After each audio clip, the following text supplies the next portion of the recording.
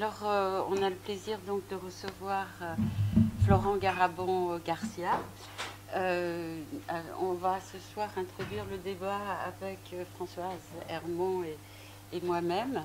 Alors, je voulais d'abord dire que j'ai eu une surprise, parce que Florent est arrivé tôt et je vois un jeune homme. Et je dois dire que je ne m'attendais pas du tout à cela. Pas du tout. Enfin, je ne m'y attendais pas. Hein? Oui, oui. Non, mais ça ne tient pas qu'à ça. Ah oui, bien sûr. Et puis le livre aussi. Mais c'est le livre surtout.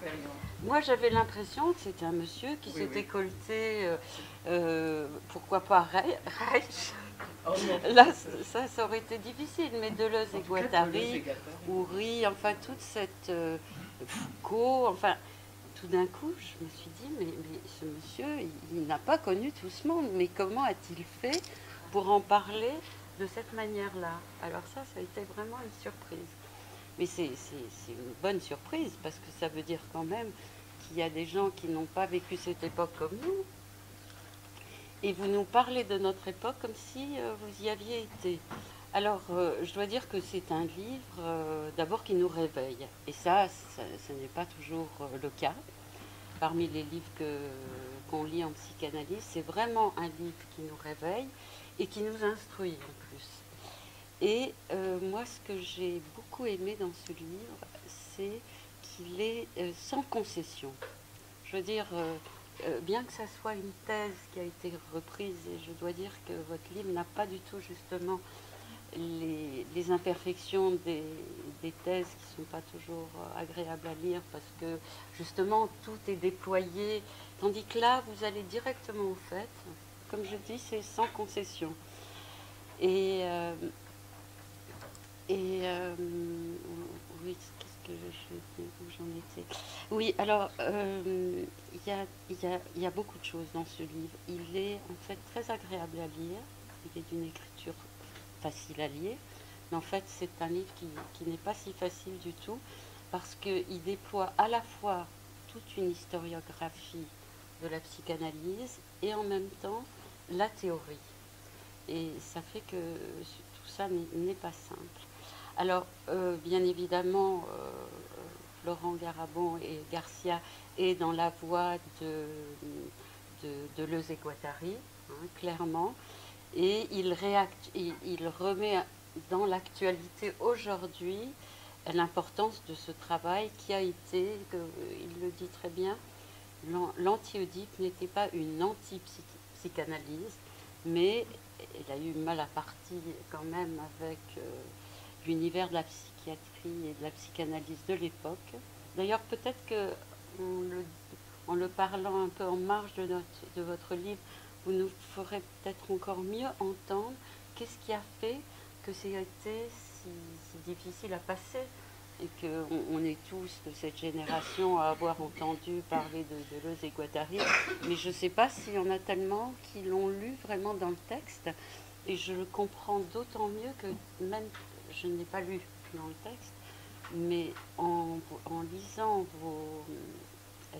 les exemples que vous donnez de leur texte, on voit tout à fait la difficulté de leur travail, de leurs expressions, enfin la manière dont ils disaient les choses. Alors, si on prend l'histoire, en fait, j'ai beaucoup aimé, vous avez cité au tout début de votre livre un passage de Freud des années 1918, où en fait il parle lui d'abord d'une psychanalyse populaire. Et il dit qu'un jour, enfin que les gens simples et pauvres ont le droit, comme en chirurgie, comme on traite les gens en chirurgie, ont le droit d'être traités psychiatriquement ou psychologiquement si vous voulez. Et il dit aussi qu'un jour, il y aura des consultations gratuites. Et il dit ça en 1918. Il dit vraiment psychanalyse populaire. Psychothérapie populaire. Psychothérapie populaire. Ouais. Alors, il y a une expression que vous utilisez, que vous reprendrez, vous parlez. En fait, ce livre est bien évidemment extrêmement critique sur toute une dérive de la psychanalyse, une dérive où la psychanalyse s'est vendu, si on peut dire, pour dire les choses franchement, à la psychiatrie, et à la psychiatrie nosographique, psychopathologique. Alors, Florent cite notamment, parle d'une façon très, très vive des présentations de malades, notamment une présentation de malade dont il donne les détails aux laquelle il a assisté, qui, comme on le sait, est d'une violence absolument catastrophique.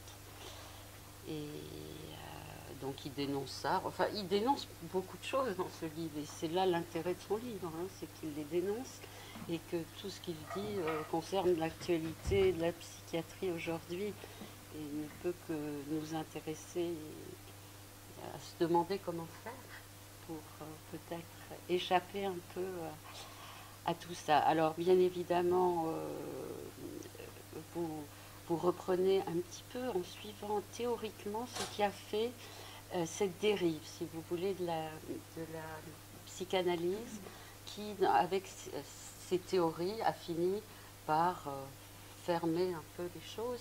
Et notamment, alors je voulais peut-être commencer par ça, on s'appelle quand même Oedipe le Salon. Et dans ce livre, il y a quelque chose quand même qui est martelé, c'est quelque chose autour d'Oedipe et ses limites. Alors, je voulais vous raconter pour l'anecdote qu'on n'a pas cherché à s'appeler Oedipe. Hein.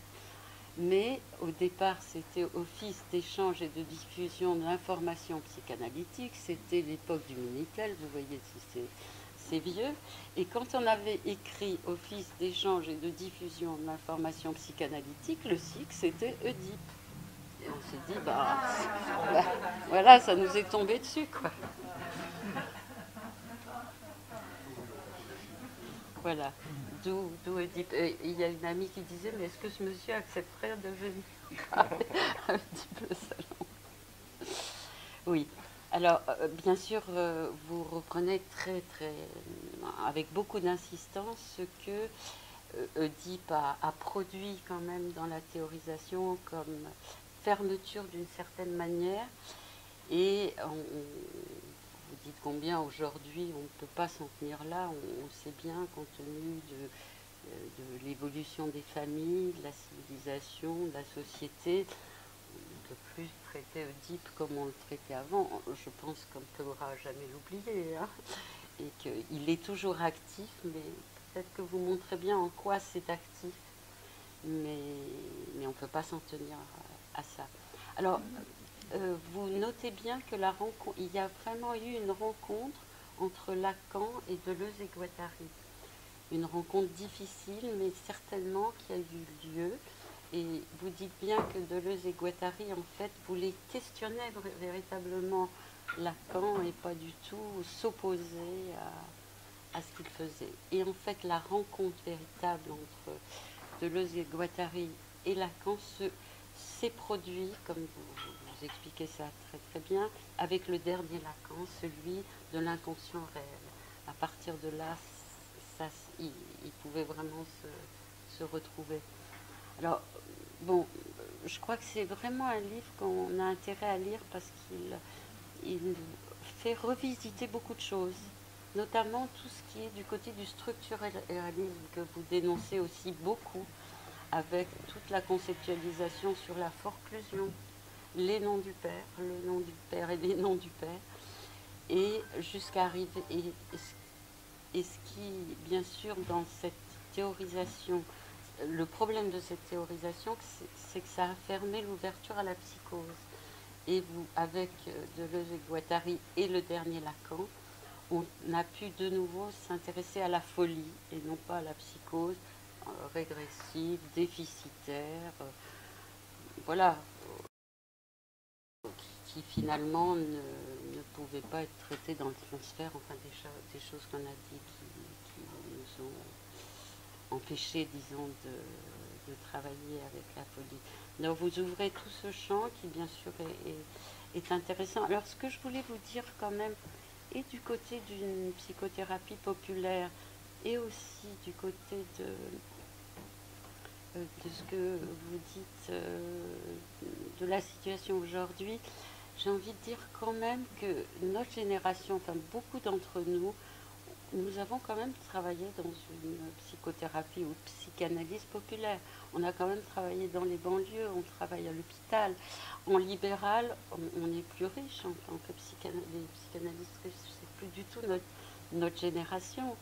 Donc on a quand même entendu quelque chose de ça et on a travaillé dans le populaire, je dirais. Et il y a eu des gens qui ont fait le groupe Bastille, c'était bien de la psychanalyse gratuite. Je veux dire, les choses ne sont pas aussi perdues que ça, je veux dire. Et quant aux présentations de malades, alors on en a déjà parlé, moi je suis tout à fait... j'aime votre côté sans concession. C'est vrai que peut-être il y a quelques rares lieux où c'est pratiqué autrement. Moi j'ai assisté aux présentations de Lacan. Effectivement, parce que c'était Lacan, ça n'avait pas cette forme de violence que vous décrivez dans votre livre. Voilà. Alors, l'intérêt du livre aussi, et ça c'est peut-être Françoise qui va peut-être reprendre ça, vous introduisez quand même des concepts qu'on ne connaît pas très bien et qui sont des concepts de Deleuze et Guattari. Et peut-être que là-dessus aussi vous allez peut-être nous éclairer. Françoise, Certainement, parce oui. que bon, ces concepts sont très compliqués en fait, pas du tout facile d'abord. Je vais parler de celui qui est le plus frais dans ma tête, qui se trouve complètement à la fin, en référence avec Lacan et l'inconscient réel, parce que finalement c'est ce qui, quand on a travaillé les livres, on s'était posé des questions, et moi c'est ça qui m'a éclairé, c'est le concept de la langue. Pas nouveau bien sûr pour moi, mais c'est ça qui a éclairé la manière dont l'histoire, alors l'histoire, encore faut-il bien comprendre qu'il ne s'agit surtout pas d'une théorie de l'histoire, mais de la manière dont les faits, les exils, les guerres, des faits, hein, pas une théorie de l'histoire, la manière dont ces faits s'impriment. Alors c'est la question de la transmission de ces faits qui ne sont pas de l'ordre de la famille purement, la famille bien sûr existe, mais comment la famille se trouve avec l'idée de dire papa-maman, comment en fait c'est l'histoire qui est appelée le socius par Deleuze et Guattari, peut-être plutôt Deleuze qui a fait les concepts, je ne sais pas, vous me direz. Comment le socius s'imprime à travers la famille de manière extrêmement basique et première, archaïque, dès la naissance d'un enfant. Alors, je trouve que cette idée de la langue est vraiment la langue. Il s'appelait la langue, mais c'est tout à fait autre chose. Donc c'est la langue éclaire très bien les choses dans la mesure où il s'agit donc non pas de la langue avec le côté structuraliste et le côté du signifiant avec des significations, mais des signes qui n'ont pas de sens. Et effectivement, comme dans des lalations que profère le bébé et que la maman, le parent, le tuteur qui s'occupe de l'enfant profère pour lui faire passer le langage, et que c'est là-dedans qu'est infusé l'ensemble d'événements dont on n'a pas besoin de se souvenir. Il ne s'agit pas de souvenir, loin de là, même si on peut penser que se souvenir est une bonne chose, mais il s'agit de traces. Alors, comment ces traces passent, évidemment, c'est un processus qu'on imagine, on ne pourra jamais savoir exactement comment, mais cette histoire de la langue permet quand même de s'en donner une idée. Cette histoire, quand je disais de s'en donner une idée, j'ai évité de dire de s'en faire une image, parce que justement, ce qui est très important, et enfin, qui m'a paru, qui n'était pas si facile à comprendre pour moi, mais que finalement, on va dire comment je l'ai compris, puis c'est très bien sûr aujourd'hui, c'est que alors l'inconscient est sans image, donc ça encore c'était facile à comprendre pour moi, parce que c'est pas nouveau, Lacan, Achin, la théorie, c'est pas un contenu,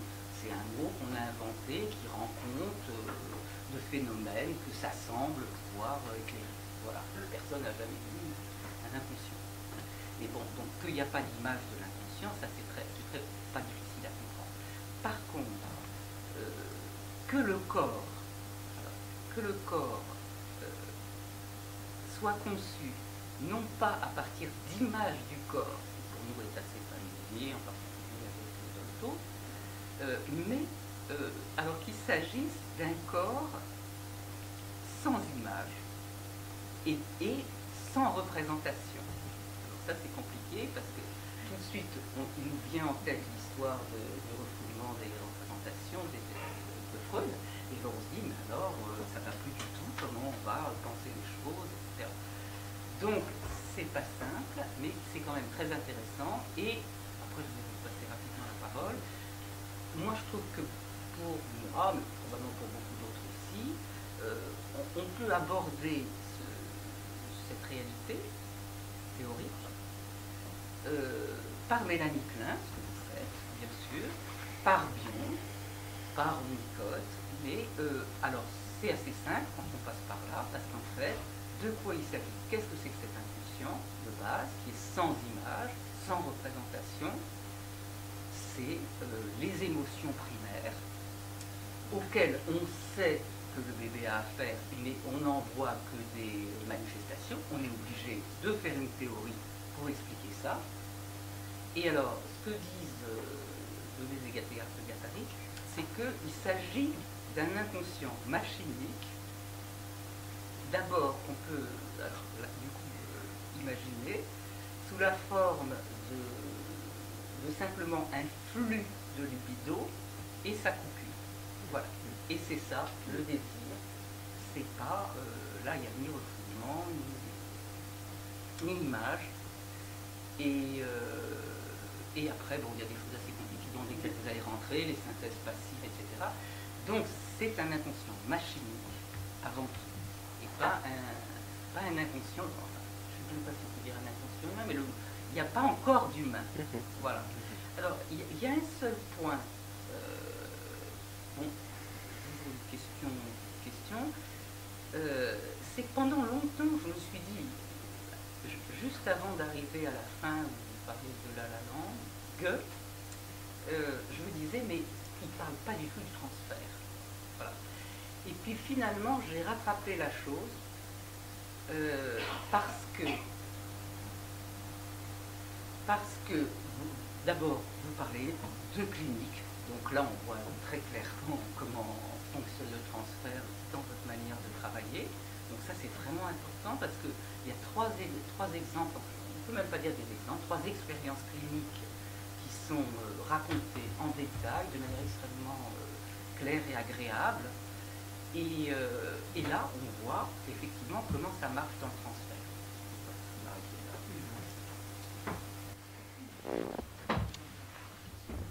Merci pour vos présentations. Vous m'engagez peut-être tout de suite sur de la métapsychologie de haut vol. Pourquoi pas.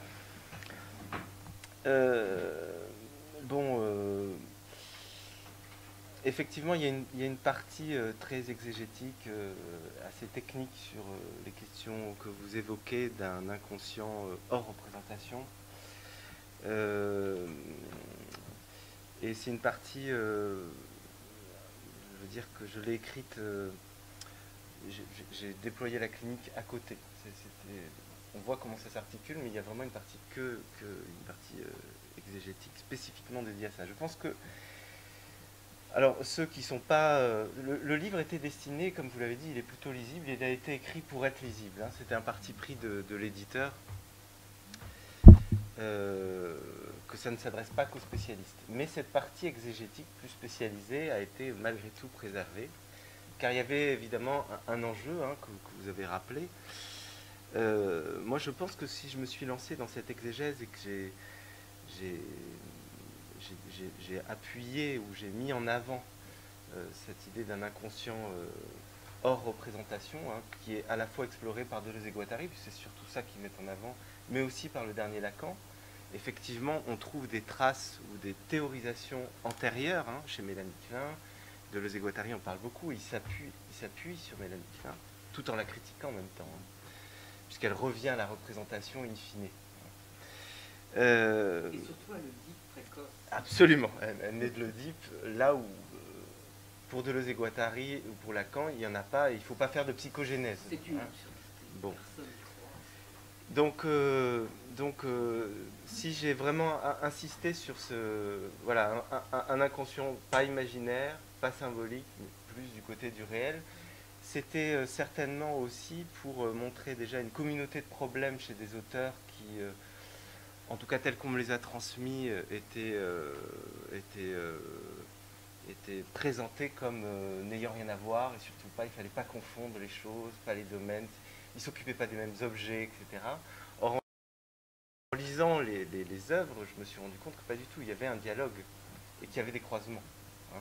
D'une part, Deleuze et Guattari s'appuyaient sur Lacan et n'étaient pas dans un anti-lacanisme féroce, ils interrogeaient Lacan. D'ailleurs, Guattari, comme vous le savez, travaillait à la Borde, était impatient de Lacan, etc.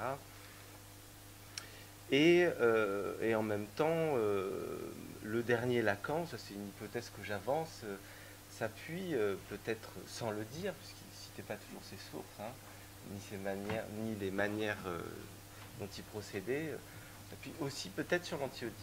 On pourra peut-être en reparler, dans son accentuation d'un inconscient réel. Donc, en gros, l'inconscient imaginaire, l'inconscient symbolique, et le dernier Lacan, l'inconscient réel.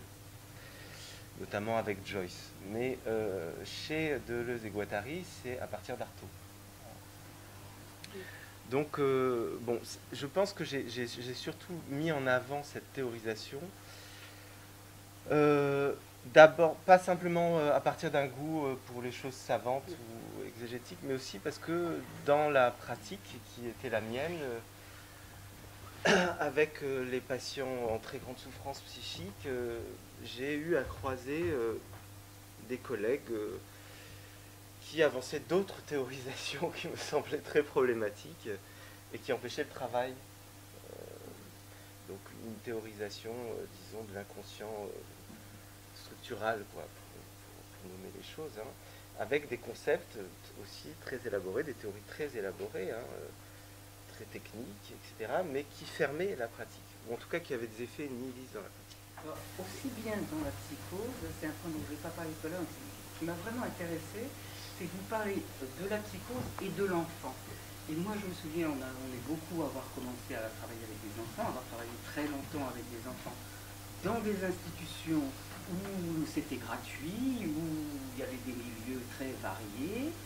Et moi, quand j'ai commencé à travailler et que je voulais participer à des groupes, on me disait, je me suis entendu dire, par des gens très bien, que je ne pouvais pas participer à des groupes parce qu'avec les enfants, il n'y avait pas de transfert. Que par conséquent, tant que je n'aurai pas de patient adulte, je ne pourrai pas participer au groupe. Et ça me revient maintenant, cette histoire-là qui est restée en travers de la gorge, mais ça me revient par rapport à ce que vous dites, parce que justement, quand on travaillait avec des enfants, on ne pouvait pas travailler, c'était pas possible comme il était classique de faire. Donc automatiquement, on faisait comme vous faites, c'est-à-dire que les enfants jouaient, on faisait parler les parents. C'est exactement ce que vous décrivez. Au début, je me suis dit, ça c'est exactement ce qu'on fait, quoi. Sauf que vous ajoutez des choses théoriques. C'est important du côté de l'enfant, parce que à la fois la psychose est réintégrée dans l'humain en général, et l'enfant aussi. Tout à fait. Exactement, parce que moi je me souviens que j'ai cherché à faire un contrôle à un moment donné, et j'ai dit, je veux parler des enfants et des psychotiques qui ne restent pas dans le ghetto. C'est ça. Ça m'a particulièrement plu. Je crois qu'il y a un mauvais... Enfin, il peut y avoir un usage des concepts et de la théorie qui ferme la pratique. C'est ça qui... Au départ, moi j'avais une formation de philosophie, d'anthropologie, j'avais un autre univers de référence avant la psychanalyse, et je pense que c'est peut-être ce qui m'a permis aussi de me mouvoir à travers des concepts analytiques et de repérer ceux qui pouvaient... les effets des concepts dans la pratique en tant que ça la ferme, quoi. Voire même ça sert de par-excitation au psy, hein, c'est-à-dire pour se protéger d'une certaine manière. Or, j'étais pas venu à la psychanalyse pour ça. Donc ce livre, c'est aussi une prise de position à la fois éthique, théorique, évidemment, puisque le champ des concepts, c'est un champ de bataille, hein. Il s'agit aussi de savoir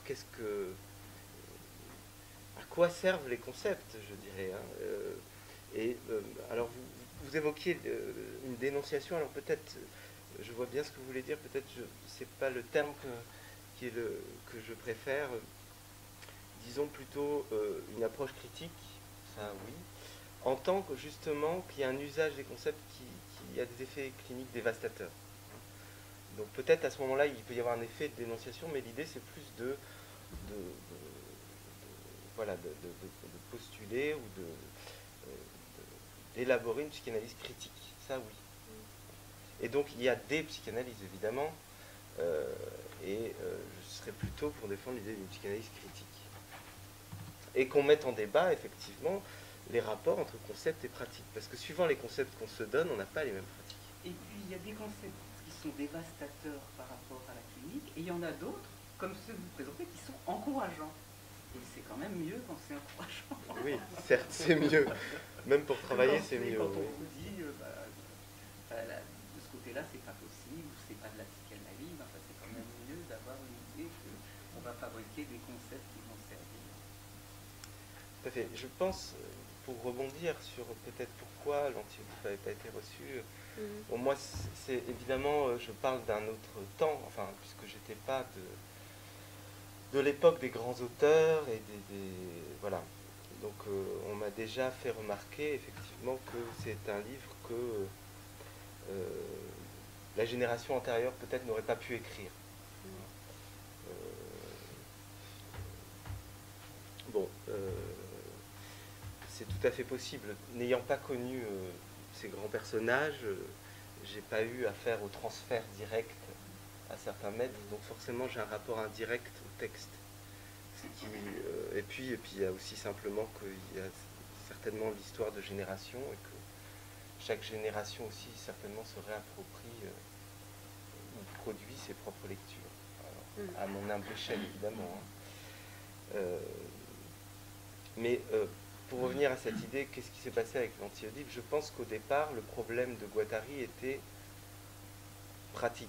C'est-à-dire qu'à la Borde, évidemment, il n'y a pas de présentation de malades. Il n'y en a jamais eu et il n'y en aura certainement jamais. Houry était très fâché contre ce type de pratique. Et puis, dans les années 70, le paradigme psychanalytique, c'était quand même le structuralisme. Hein, et donc avec une espèce d'emprise hégémonique quand on regarde les textes produits dans cette séquence. Donc l'anti-Oedipe, c'est une charge contre ce paradigme. Pourquoi? Encore une fois, parce que il y avait, et d'ailleurs il peut toujours être actif à certains endroits de manière extrêmement toujours violente, c'est ce dont j'ai tenté de témoigner dans mon livre, parce qu'il y a des effets nihilistes dans la pratique. Et effectivement, quand à la Borde vous vivez avec des patients psychotiques, vous dormez dans le même lieu, vous faites la cuisine avec eux, vous êtes avec les gens, il y a des manières d'être et de parler qui imposent à l'analyste de revoir ses concepts, ou en tout cas de les aborder de manière qui va permettre la rencontre. Quoi, hein.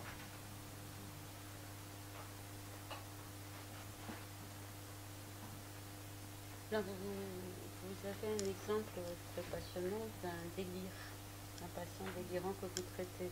Est-ce qu'aujourd'hui, c'est vraiment praticable? Parce qu'en principe, le délire, il y a des médicaments qui font que très rapidement, le délire n'est plus. Donc comment suivre un délire comme vous le faites dans l'exemple que vous donnez? Alors là, la personne était très médiquée, mais elle délirait quand même. Ah non, mais oui, mais il y avait quelqu'un pour l'écouter, pour écouter le délire. Ah oui. Oui, bah, là, c'est un travail en psychiatrie ordinaire, c'était pas en cabinet. Hein.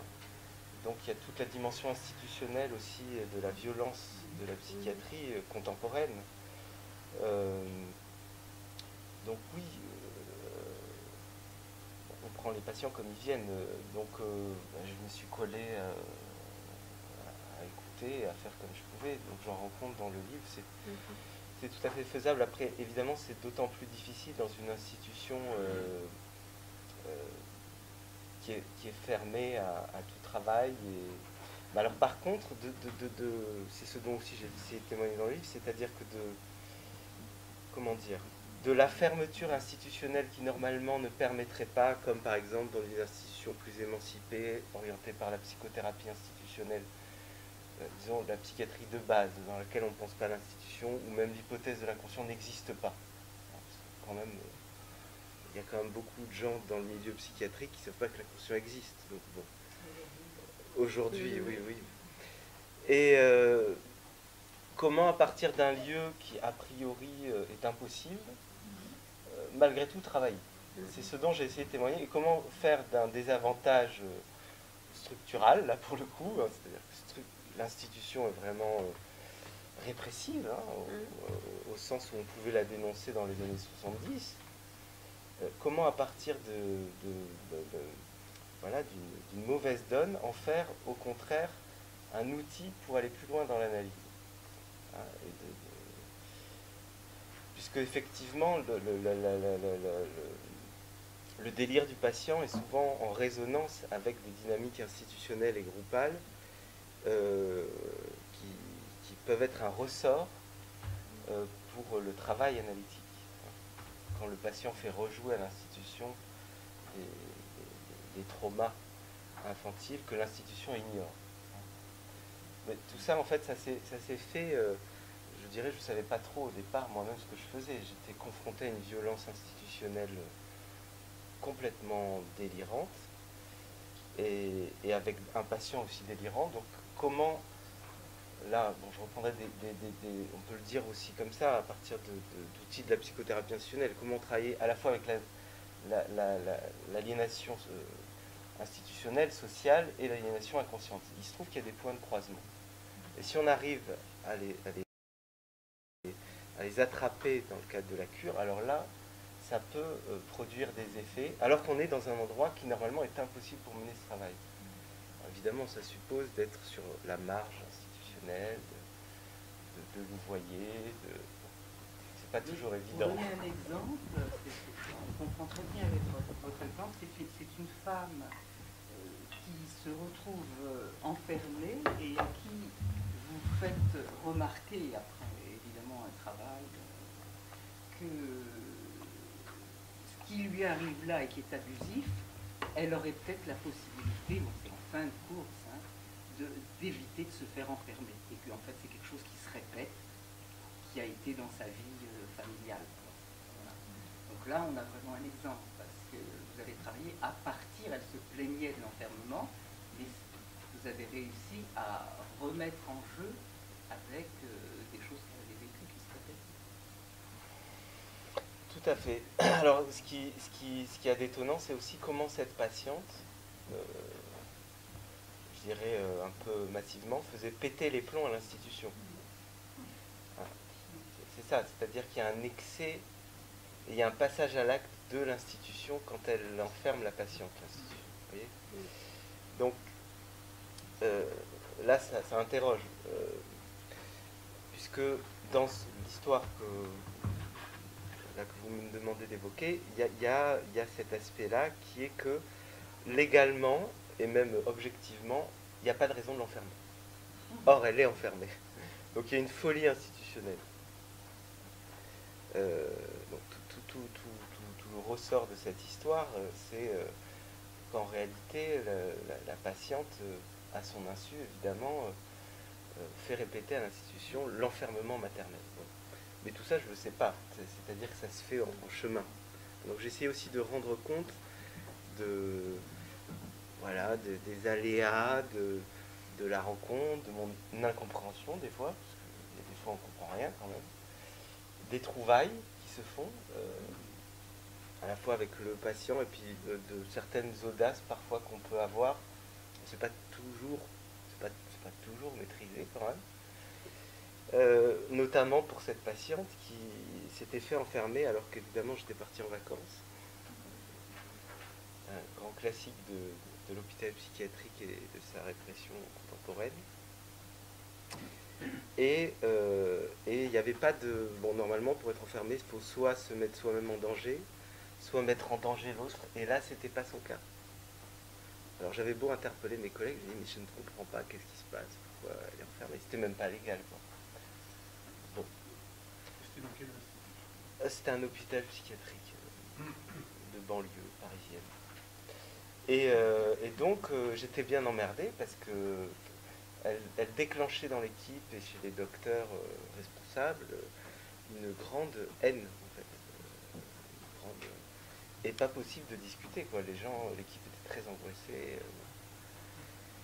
Bon. Et voilà, moi je fais aussi partie de l'institution, bien que je me tienne sur le bord. Donc je suis allé la voir sans trop réfléchir et je l'ai félicité. Voilà. Je lui ai dit bravo, vous avez réussi quelque chose que peu de gens arrivent à faire. Vous vous êtes fait enfermer alors que normalement vous n'avez rien fait qui objectivement permettrait que vous soyez enfermé. Donc ça lui a fait un petit effet. Et donc on s'est serré la main, voilà. Elle m'a dit bah oui mais j'ai dit bon bah écoutez on en reparle la semaine prochaine. C'est vous qui fermez la porte, moi je ne ferme pas la porte. Donc elle a fermé la porte. Évidemment, dans l'après-coup, ce qui s'est révélé, c'est que là lui sont revenus des souvenirs de sa mère qui l'enfermait. Donc j'ai pas pu travailler avec l'institution l'aspect de folie qu'il y avait du côté institutionnel. Par contre, la patiente a pu se réapproprier quelque chose qu'elle rejouait avec l'institution. Ça, c'est apparu après, dans les séances d'après. Et donc, à partir de là, elle a pu s'engager à un autre travail. Mais c'est vraiment comment il y a quelque chose d'un nouage justement entre l'aspect politique ou micro-politique de l'institution, y compris dans les passages à l'acte de l'institution. Le passage à l'acte n'est pas toujours du côté du patient. Il y a quelque chose, là en tout cas dans cette histoire, qui s'est joué et qui a pu être réapproprié par la patiente, dans le cadre du transfert, etc., évidemment sur le bord de l'institution. Et vous n'avez pas eu d'ennui avec l'institution? Si. Suite à ça? Voilà. J'en ai eu plein. J'en ai eu plein. Oui, j'ai dit, et vous avez dû avoir des ennuis avec l'institution suite à ça. Alors pas suite à ça, ça s'est fait, ça a été un retour beaucoup plus tard. Parce que en fait ça s'est fait, personne ne l'a vu en fait. C'est infra-institutionnel puisque c'est dans le cadre d'un travail avec la patiente et comme l'inconscient n'existe pas forcément pour mes collègues, c'est un peu bizarre parce que quand on allait voir lui parce que lui, on ne sait pas ce qu'il fabrique, mais ça va un peu mieux, donc peut-être ça va marcher avec vous. Donc allez le voir lui, mais on va pas voir tout ce que je fabrique, quoi. En plus, c'est angoissant les histoires que je peux raconter, donc il n'y a pas le temps de penser tout ça. Donc j'ai eu des mauvais coups, mais plus tard, de manière différée, et c'est assez intéressant parce que ça venait par cette patiente, mais l'institution allait très mal, et du coup j'ai eu des emmerdements, mais ça remettait en question l'institution elle-même. Mais effectivement, c'était passé par cette patiente. Mais sur le moment, c'est passé inaperçu. En fait, le problème, le problème, c'est en fait quand l'institution rapte le symptôme du patient. Parce que moi, je crois. Voilà. C'est-à-dire que je pense qu'il y a analyse ou il y a un acte analytique quand on peut dénouer ce rapt qui est à la fois joué par le patient, mais l'institution quand même, elle est par elle-même symptomatique. La psychiatrie est par elle-même symptomatique. Donc il y a quand même ce croisement, et je pense que justement un des boulots, c'est de défaire le rapt institutionnel. Parce qu'évidemment, il y a des institutions qui ne procèdent pas à ce rapt, justement quand on pense l'institution. Si l'institution n'est pas pensée, je veux dire, par exemple, en analyse institutionnelle, on va essayer de voir justement qu'est-ce que le patient fait. Et si c'est pas pensé, évidemment, l'institution va prendre en otage l'inconscient du sujet. C'est là où elle est répressive et ségrégative. Donc l'acte analytique, c'est de couper de couper à cet endroit, pour que le patient puisse se réapproprier quelque chose et partir peut-être, ou alors ne plus jouer ça, ne plus être pris dans les filets, parce que vous voyez, c'est pas tous les patients qui font que l'institution se révèle absolument répressive et ignoble. C'est certain. Et du coup, ça interroge aussi le symptôme de l'institution indépendamment du patient. C'est-à-dire, il ne faut pas perdre de vue que ce n'est pas que le patient qui fait rejouer, il y a aussi l'institution qui se révèle à cette occasion dans un passage à l'acte répressif ou de violence d'État. Il ne faut pas perdre de vue qu'il y a une aliénation sociale à traiter et que ça concerne aussi des émotions inconscientes. Il y a une logique de groupe très très violente. Hein. Ben, ça m'a fait le même effet. En fait, j'étais dans les milieux parisiens quand j'ai débuté, parce que j'étais pas de Paris, donc je suis allé dans les endroits où il y avait le plus de lumière, et c'était assez étouffant. Et je suis retombé sur un livre que j'avais lu quand j'avais 20 ans, qui était l'Anti-Oedipe. Et là, je me suis dit, mais évidemment, ça fait du bien.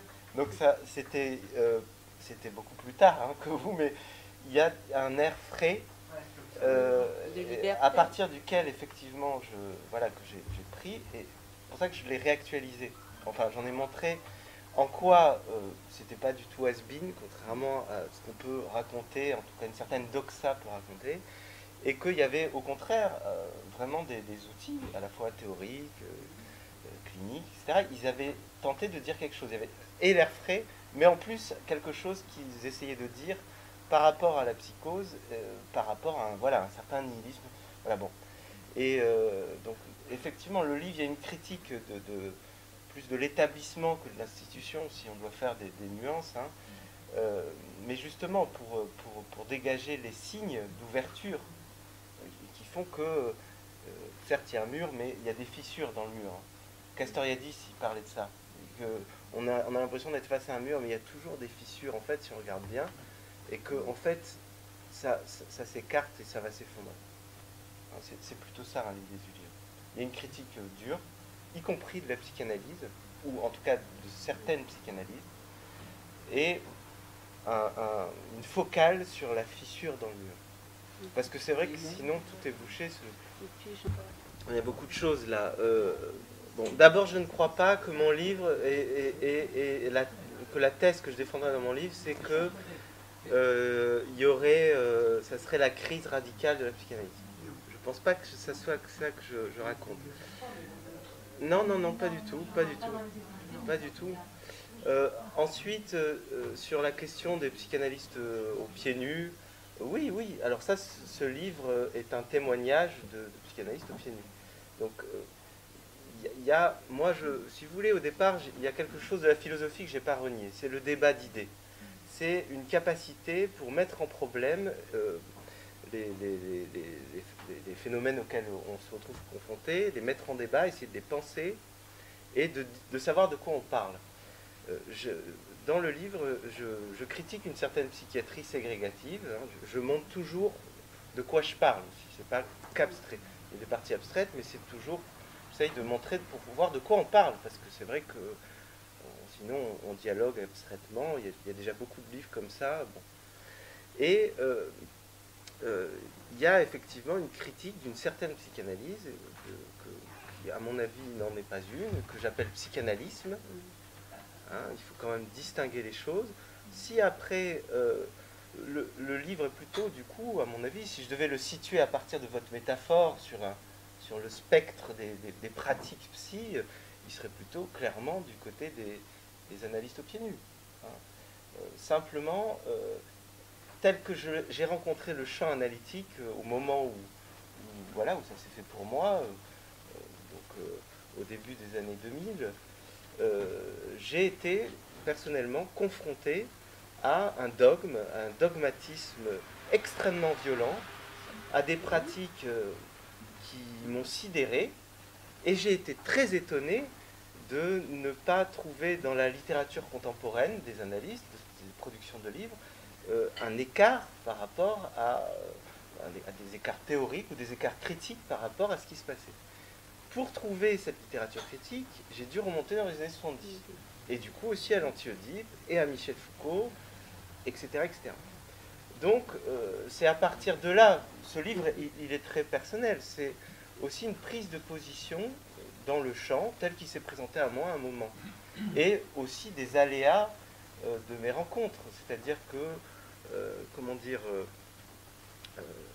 comme je disais tout à l'heure, au départ je suis venu, j'étais à Paris, j'étais un peu naïf, j'étais plein d'espoir, j'étais psychanalyste, ce milieu extrêmement tourné du côté de l'émancipation, voyez. Et puis je me suis retrouvé dans des écoles où ça rigolait pas. Hein. Et c'était même la terreur. Il y avait une sorte de terrorisme intellectuel. Bah oui. Et j'étais très étonné qu'il n'y avait pas d'espace même pour mettre ça en question. Comme j'avais une autre formation théorique et que j'avais enseigné la philo, si vous voulez, les concepts ne me font pas peur. J'ai un rapport au concept plutôt décontracté, parce que j'ai beaucoup travaillé les concepts avant de travailler les concepts de la psychanalyse. Ce qui fait que quand quelqu'un fait un exégèse savant, j'écoute, je vois comment ça marche, j'ai du respect pour son travail. Autre chose est de procéder à une forme de terrorisme intellectuel avec les concepts.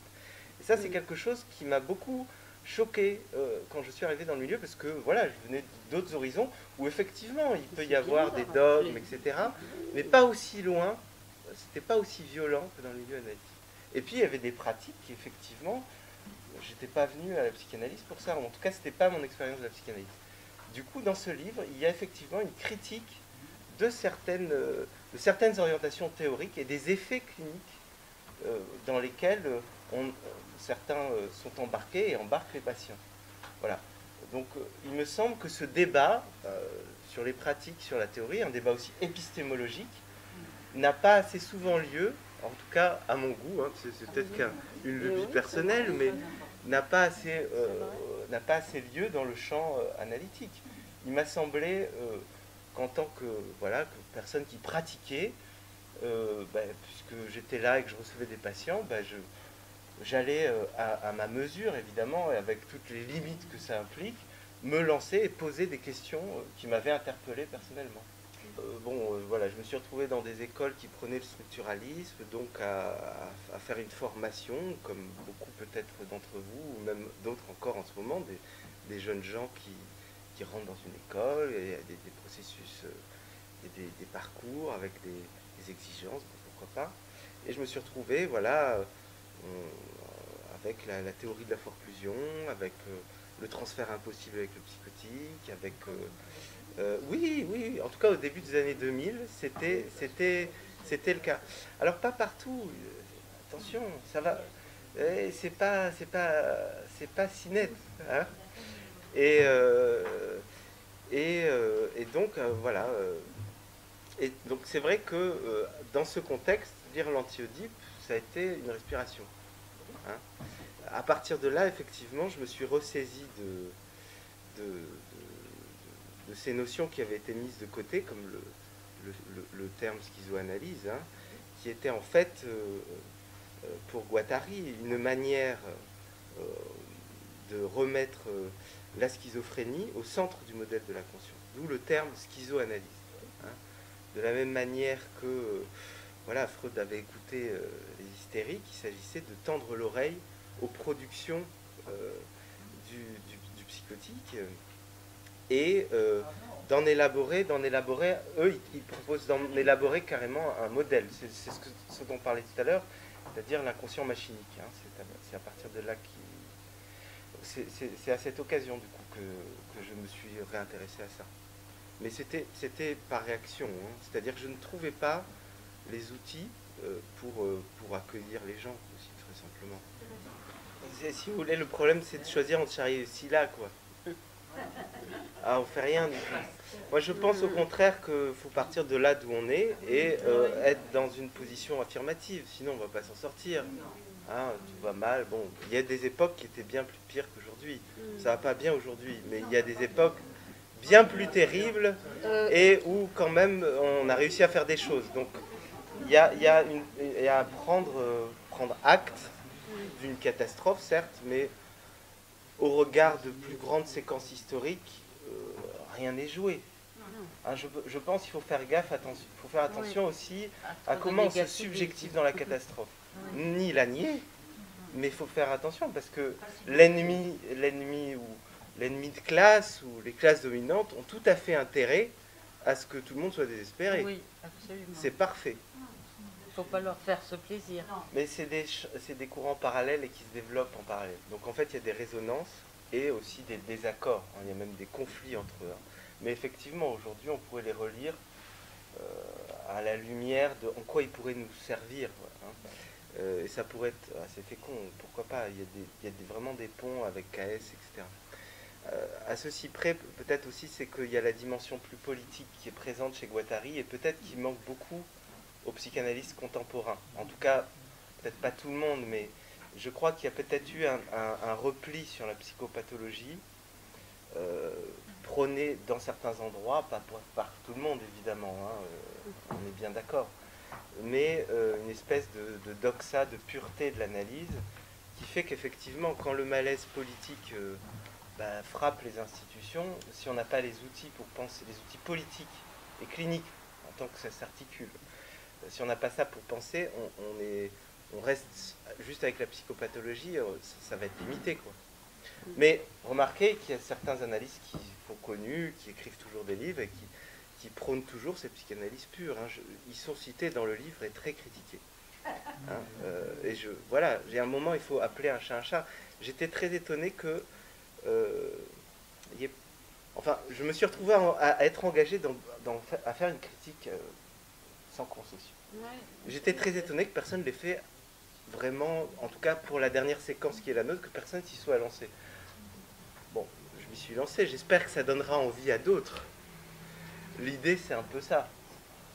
Mais il m'a semblé, en tout cas, quand j'ai rencontré le chant, qu'il y avait à la fois une terreur dans certains milieux, et aussi une forme d'effroi, de sidération.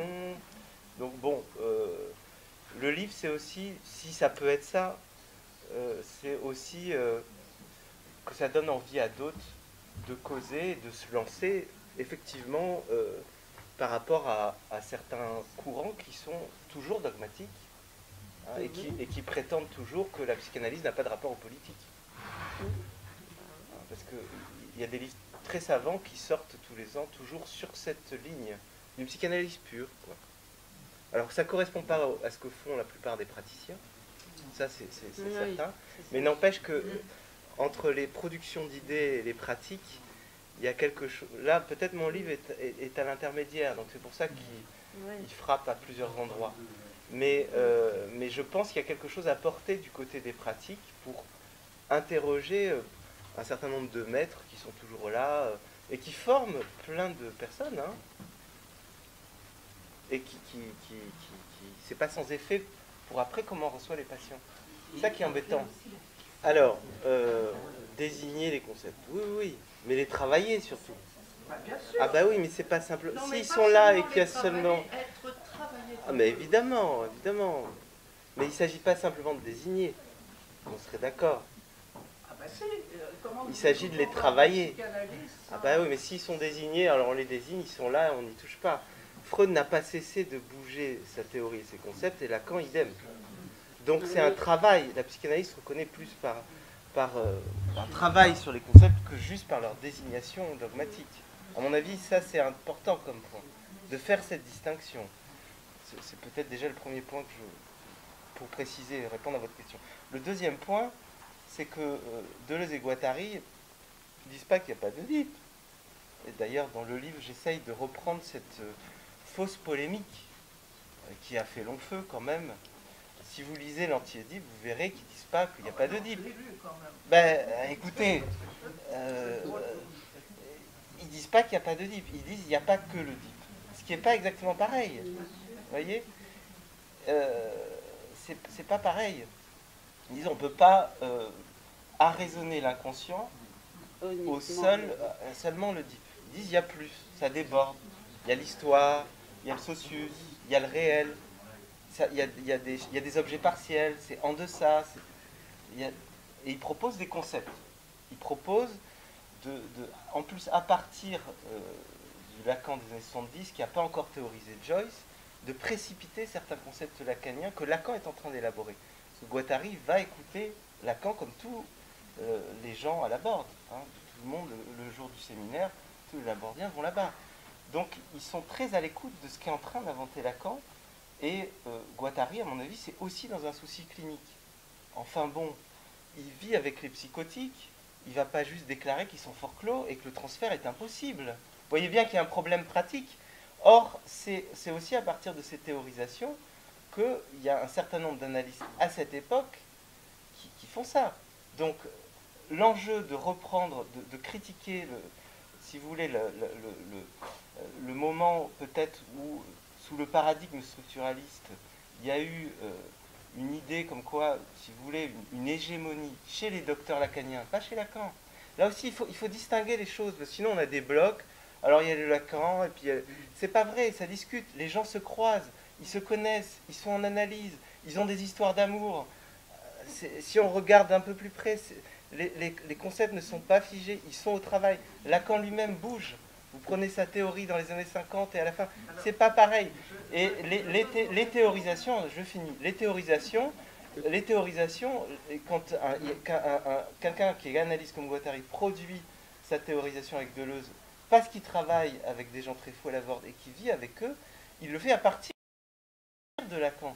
Et en travaillant les concepts de Lacan, en les travaillant différemment, en faisant des propositions théoriques, mais c'est un travail sur les concepts de la psychanalyse. Mais c'est pas une désignation du concept. Vous voyez, c'est pas exactement les mêmes choses. Il y a plein d'endroits où il se fait des choses en réalité. Il y a plein d'endroits où il se fait des choses. C'est pas médiatisé, mais même en ce moment même. Vous voyez, il faut faire attention je disais tout à l'heure, à cette subjectivation dans le malheur et la mélancolie. Oui, absolument. C'est pas. Alors, enfin, vous voyez que c'est fini, ou vous voyez. Oui, il ne faut pas sautrer dans la catastrophe.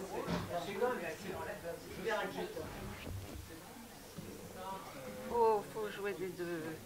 Faut être sur les deux bords, sinon. Oui, il faut aussi replacer, si vous voulez. Je ne parlerai pas de revanche. Non, revanche est un. Ni d'autodestruction. Non, c'est monsieur à ma droite qui parlait de l'autodestruction de la psychanalyse, c'est pas du tout. Oui, c'est pas du tout ma thèse non plus. Moi, ma thèse, c'est plutôt de renouer avec une idée d'une histoire populaire de la psychanalyse. Et il y a plein de séquences tout à fait fécondes et d'expériences qui ont été mises sur le bas-côté de l'histoire. Ça, c'est une partie du livre qui est l'introduction du livre en réalité. Et en ce moment, je travaille justement pour un autre livre qui traitera justement de cette histoire qui est assez méconnue, de tout un tas d'expériences psychanalytiques, d'orientation révolutionnaire, ou en tout cas portée par les idées d'émancipation. Oui. Et où, voilà, des psys aux pieds nus, pour reprendre cette formule. Voilà, et ça, il y a quand même quelque chose de cette histoire-là qui a été refoulé. Ça interroge le psychanalysme, j'appelais ça, bon, comme ça, on peut dire. C'est une critique, si vous voulez, du repli dans une psychopathologie pure. Mais l'idée, c'est pas de s'en tenir à une critique, sinon on va mourir à l'intérieur du tombeau. Non, l'idée, c'est de voir les fissures, de réouvrir l'histoire. Il y a tout un tas de choses qui se sont passées, que ce soit dans les années 20, dans les années 70, et encore aujourd'hui, encore maintenant. Exactement, mais il s'agit de l'histoire, de l'héritage de l'histoire politique. Hein. Oui, C'est pas l'autodestruction, c'est l'inverse. Je crois que c'est très important aussi, justement, de pouvoir entendre des gens d'une génération plus jeune et justement parler avec eux et encourager des mouvements que nous avons soutenus à un moment donné et que d'autres sont en train de soutenir dans les institutions, en n'étant pas comme dans certaines institutions psychanalytiques, dogmatiques et fermées aux jeunes. C'est ce que disent certains jeunes qui disent « je ne veux pas aller dans des institutions parce que je suis trop jeune, ils sont vieux, ils sont dogmatiques ». Non, je crois que la question est surtout d'arriver de plus en plus à échanger et à ce que ça circule. Et moi, j'ai trouvé formidable que, justement, je trouve que ce qu'il y a d'encourageant dans le livre de Florent, c'est à la fois c'est sans concession, et ça, moi, j'apprécie beaucoup, et en même temps, il parle d'une clinique, il parle d'une chose qu'il pratique, donc qui est possible. Il y a du possible, et il y a une critique qui est très, très juste et très politique. Il faut le dire quand même, que c'est dans les questions de pouvoir, de soumission, d'aliénation, pas seulement du sujet, mais du social aussi. Et je crois que Florent traite de tout ça et nous encourage plutôt à continuer. Et pas du tout à baisser les bras et à être négatif et pessimiste. Non, on ne cédera pas. Merci.